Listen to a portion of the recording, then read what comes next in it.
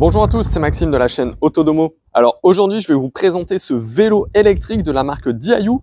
Il s'agit du modèle C3. À travers cette vidéo, on va faire une présentation du vélo, un test sur route et on terminera par une conclusion. Mais avant toute chose, si vous n'êtes pas abonné à la chaîne, je vous invite à le faire tout de suite. Alors je vais tout de suite vous parler du prix. On est à moins de 500 € sur ce vélo électrique. On est exactement à 499 €. Alors je vous en parle tout de suite puisque forcément pour atteindre un prix si bas, ils ont dû forcément faire des petits sacrifices, renier sur des équipements. Et du coup, on va voir un petit peu ce qu'il a comme caractéristique principale. Alors, je vais vous montrer également ce qu'on va retrouver donc dans le carton, bien évidemment, le manuel d'utilisation. Alors, il n'y a pas de français sans anglais, mais ça se comprend très facilement. Bien entendu, le chargeur, puisque c'est un vélo électrique, et également un petit outil floqué au nom de la marque. On va faire un petit tour du vélo que je vous le présente de plus près. Donc, à l'avant, on retrouve un pneu de 14 pouces, un frein à disque. À l'arrière, également, un pneu de 14 pouces, un frein à disque. À l'intérieur, on va retrouver un moteur de 250 watts. Dans le cadre, on retrouve la batterie. Donc, c'est une batterie de 7,5 ampères-heure en 36 volts, donnant une autonomie entre 20 et 34 km. Comme vous pouvez le voir, il y a également un garde-boue à l'avant. À l'arrière avec un porte-bagages. On a bien entendu le phare arrière, le phare avant également. De l'autre côté, ce qu'on va retrouver surtout, c'est ici la chaîne. Alors, il n'y a pas de vitesse forcément, puisque forcément, ils ont dû faire quelques petites concessions pour arriver à un tarif aussi bas. On a une selle également qui est très confortable, très molle, avec un petit système de suspension à l'arrière. Mais sinon, sur le vélo, il n'y a pas de suspension, que ça soit à l'arrière ou à l'avant. Alors, au niveau du poste de pilotage qu'on va retrouver sur la poignée gauche, c'est le bouton on-off. Bien évidemment, les freins à chaque poignet.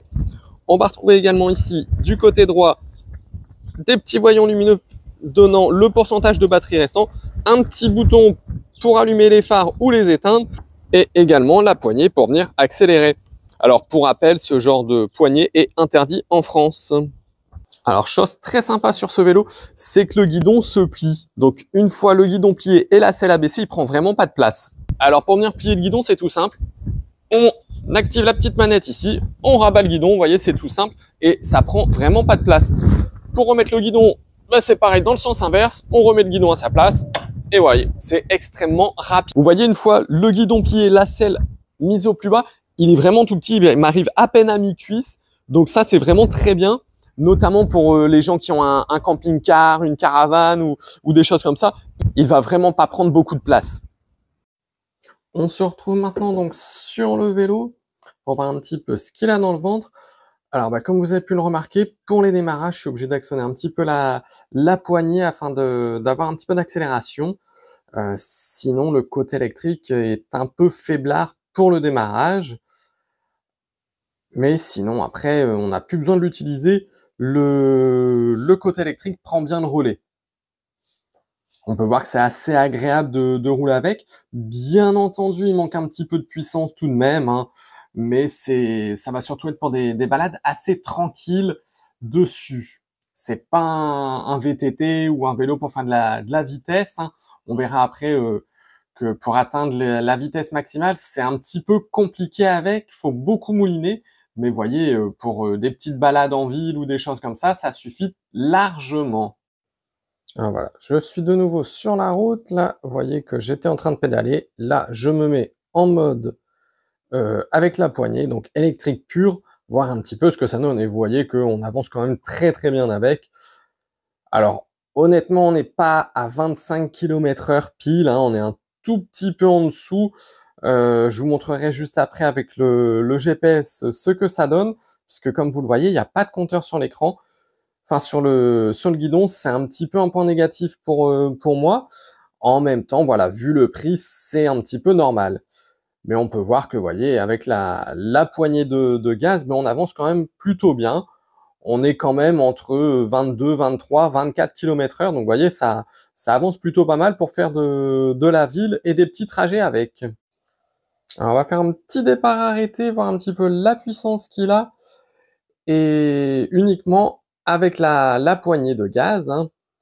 Et donc là, à la main gauche, comme vous pouvez le voir, j'ai le téléphone pour voir un petit peu la vitesse.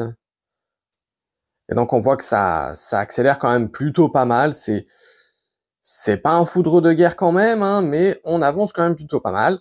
Et là, à savoir, vous voyez, je suis quand même sur des chemins un petit peu caillouteux. Ça va parfaitement, même s'il n'y a pas de suspension. La selle est très agréable. Et vous voyez, on est quand même à, comme je vous disais, 22, 23 km/h. Hein. Donc c'est plutôt pas mal du tout. Allez, on refait le même test, mais uniquement cette fois-ci en pédalant. Donc, comme vous pouvez le voir, au démarrage, c'est un petit peu dur parce que le vélo met un petit peu de temps à réagir et à mettre le mode assistance électrique. Donc, vous voyez, là, je pédale. J'utilise vraiment pas du tout la poignée. Et donc, pour atteindre les 25 km/h, étant donné qu'il n'y a qu'une seule vitesse, eh bien, on voit que je mouline énormément. Donc ça, c'est dommage aussi qu'il n'y ait qu'une seule vitesse, mais en même temps, vis-à-vis du prix, c'est tout à fait cohérent. On peut voir là, je vais atteindre les 25 km/h, hein, mais voilà, je mouline énormément, donc c'est très fatigant quand même. Mais on y arrive. Il est temps maintenant de passer à la conclusion au niveau de ce vélo électrique. Donc pour rappel, il s'agit du modèle Diayou et c'est le modèle C3. Donc on va commencer par les petits points négatifs.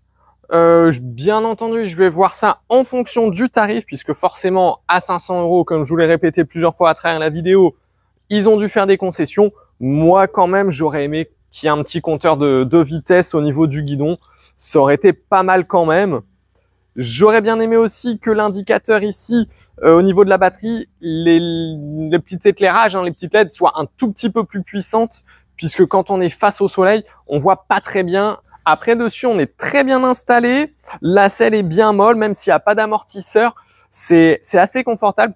Comme vous pouvez le voir, on est dans une position assez droite dessus. C'est un petit peu dommage que la selle ne puisse pas se lever un tout petit peu plus quand même, parce que du coup, je suis avec les genoux qui sont fortement fléchis. Moi, j'aime bien qu'ils soient un petit peu plus tendus quand même. Après, clairement, on n'est pas sur un foudre de guerre, hein. Moi, je vois plutôt ça pour des gens qui vont avoir un camping-car, un mobil-home ou une petite résidence secondaire. Pour laisser dedans, ça va être très bien pour faire des petites balades, etc. Aller chercher le pain. Mais on n'est clairement pas sur un vélo pour aller faire des longues balades en forêt ou bien même en ville. Sinon, moi, j'en suis quand même très satisfait puisque franchement, pour 500 €, un vélo électrique, bah écoutez, c'est top. Après, quelque chose que j'ai pas signalé non plus dans la vidéo lors de ma démonstration à vélo, c'est au niveau des freins. Ça freine très très bien, ça freine très très dur.